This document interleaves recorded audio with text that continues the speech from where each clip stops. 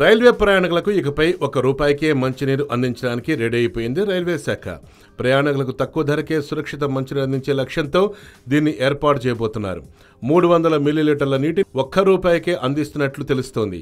ఈ విషయాన్ని రైల్వే మంత్రిత్వ శాఖ ట్విట్టర్ అకౌంట్ ద్వారా వెల్లడించింది.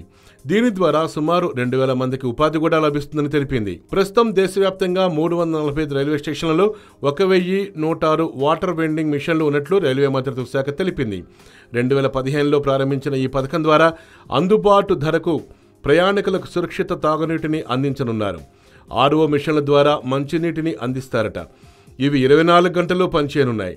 అర లీటర్ ₹3, లీటర్ ₹5, 2 లీటర్లు ₹8, 8 లీటర్ల క్యాన్ ఇకపై ₹20 అందిస్తామని రైల్వే శాఖ ప్రకటించింది.